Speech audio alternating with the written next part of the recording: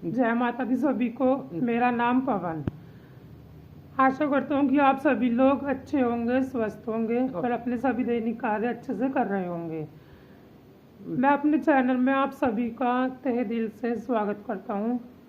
और आज की इस वीडियो के अंदर हम जानेंगे कि इस जीवन को जीने के लिए सबसे ज़रूरी, बहुत ही ज़्यादा ज़रूरी कौन सी शक्ति है जो आपके लिए बहुत महत्वपूर्ण कार्य करती है। चलिए वीडियो को शुरू करते हैं। तो चलिए इस वीडियो के अंदर हम ये जानेंगे कि हमारे पास ऐसी कौन सी शक्ति होनी चाहिए जो कि हमारे जितने भी हमारे कार्य हैं वो सभी के सभी जो कार्य हैं वो निर्विघ्न संपन्न हो। तो वो शक्ति है माँ वैष्णो देवी।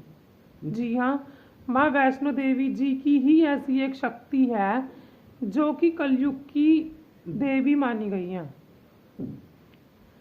आप सभी लोग जानते होंगे कि माँ वैष्णो देवी का स्थान ही बहुत ज़्यादा पवित्र है और माँ इस कलयुग की देवी हैं।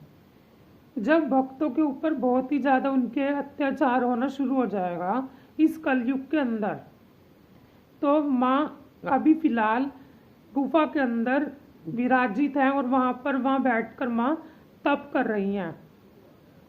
जब बहुत ही ज़्यादा इस दुनिया में कलयुग बढ़ जाएगा तो माँ एक तरह से अपने भक्तों की तो रक्षा करेंगी और दुष्टों का संहार करेंगी, क्योंकि कलयुग की देवी ही इन्हें माना गया है।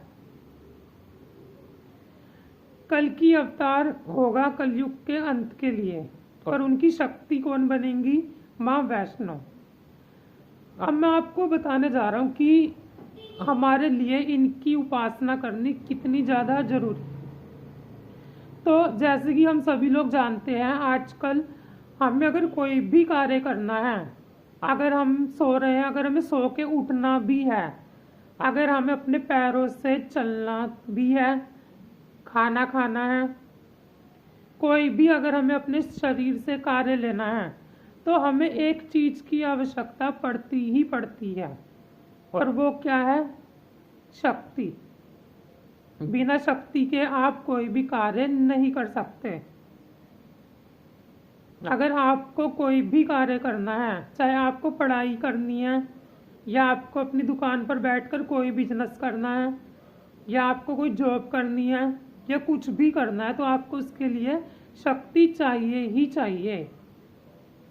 तो हमें ऐसी कौन सी शक्ति है जिसकी उपासना करनी चाहिए? वो है माँ वैष्णो देवी, क्योंकि यहाँ पर 3 शक्तियाँ एक साथ विराजित हैं जिनके बिना हम अपने जीवन की कल्पना भी नहीं कर सकते। सबसे पहले नंबर पर आती है माँ काली, जिनको शक्ति का दर्जा दिया गया है और जो हमारे शरीर के अंदर, पशु पक्षियों के अंदर जो शक्ति है वो माँ काली ही है। बिना शक्ति के हम अपना कोई भी कार्य नहीं कर सकते। तो इनकी कृपा होनी हमारे जीवन में अति आवश्यक है ही है। दूसरे नंबर पर आती है धन लक्ष्मी, अर्थात अगर आपके पास धन ही नहीं होगा तो आप अपना कोई भी कार्य नहीं कर सकते। अगर आपको कहीं पर जाना है तो भी आपको पैसों की आवश्यकता पड़ती है। अगर आपको अपने दैनिक कार्य करने हैं तो उसके लिए भी आपको पैसों की आवश्यकता पड़ेगी। किसी भी तीर्थ स्थान पर जाना है, कोई भी कार्य करना है तो उसके लिए आपको धन की जरूरत पड़ती है। तो ये किसकी कृपा से संभव है? धन लक्ष्मी। तो माँ वैष्णवी दूसरे नंबर पर है पिंडी के रूप में, जो कि आपको धन का वरदान देती हैं। तीसरे नंबर पर आती है माँ सरस्वती, ये भी पिंडी के रूप में ही है। अगर आपके अंदर बुद्धि ही नहीं होगी तो आप किसी भी कार्य को कर ही नहीं सकते। मान लो अगर आपके पास में शक्ति भी है और धन भी है, पर आपके पास बुद्धि ही नहीं है उस धन का और शक्ति का उपयोग किस तरह से करना है, तो आपके लिए वो व्यर्थ है। तो आपके पास बुद्धि होनी भी आवश्यक है। तो इंसान को चाहिए कि इन तीनों शक्तियों की उपासना वो करे ही करे, ताकि उसके जीवन में कोई भी कठिनाई ना आए। और इन तीनों शक्तियों का हर इंसान के, हर मनुष्य के जीवन में होना अति आवश्यक। बिना इनकी कृपा के कुछ भी संभव नहीं है। और दूसरी ओर अगर हम देखते हैं, माँ देने वाली तो है ही, तीनों शक्तियों की जिसके ऊपर कृपा होगी तो उसका जीवन तो बहुत अच्छे से बीतता ही है।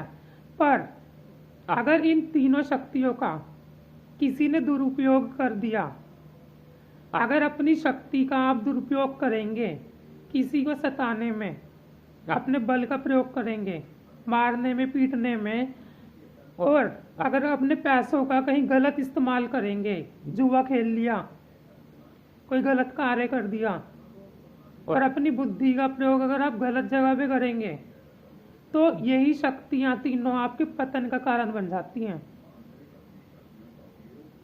तो हमें चाहिए कि हम अपने जीवन में इन तीनों शक्तियों का बिल्कुल सही से, बिल्कुल ठीक हम इनका इस्तेमाल करें। अगर आपके पास शक्ति है तो आप दूसरों की मदद करें। शरीर की शक्ति से आप मदद कर सकते हैं। और अगर आपके पास धन है तो आप अपने धन का भी उपयोग अच्छे कार्यों में लगा सकते हैं, दान कर सकते हैं। किसी नीडी को, कोई नीडी पर्सन आप उसको दे सकते हैं जिससे उसको खुशी मिले। और अपनी बुद्धि का प्रयोग भी आप ऐसी जगह कर सकते हैं कि दूसरे वाले के लिए हेल्प हो जाए। अगर आप पढ़े लिखे हैं तो आप किसी दूसरे को पढ़ाएं, अपनी बुद्धि को दूसरों तक अपना बांटें, अपना ज्ञान।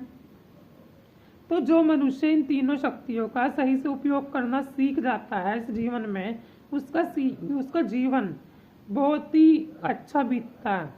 और अगर ये शक्तियाँ जिसके पास नहीं हैं तो हम कुछ भी कार्य कर नहीं सकते। तो आप सभी को चाहिए कि इन तीनों शक्तियों की उपासना निरंतर करते रहें। मैंने पिछली वीडियो में निवारण मंत्र भी आपको दिया था, जिसका प्रयोग कर आप इन तीनों शक्तियों की कृपा पा सकते हैं।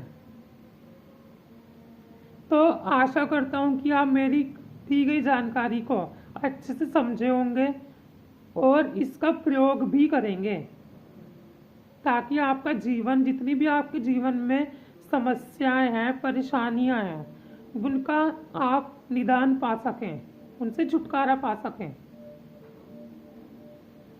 अगर आपको मेरी वीडियो अच्छी लगती है तो इसको लाइक करें, शेयर करें और कमेंट करें, और इसको ज़्यादा से ज़्यादा शेयर करें ताकि ये इन्फॉर्मेशन ज़्यादा से ज़्यादा लोगों तक पहुंच सके। अगर आपको मेरी वीडियो सच में ही अच्छी लगती है तो इसको लाइक करना बिल्कुल भी ना भूलें, और मेरे चैनल को सब्सक्राइब करें और दूसरों से भी करवाएं, ताकि मैं ऐसी ऐसी वीडियोस आपके लिए लेकर आता रहूं जिसको इनकी ज़रूरत है। सच में ही जिनको अगर ज़रूरत है, अगर मेरी वीडियो उनके काम आ जाती है तो इससे ज़्यादा खुशी मेरे लिए कुछ नहीं होगी। धन्यवाद। जय माता दी।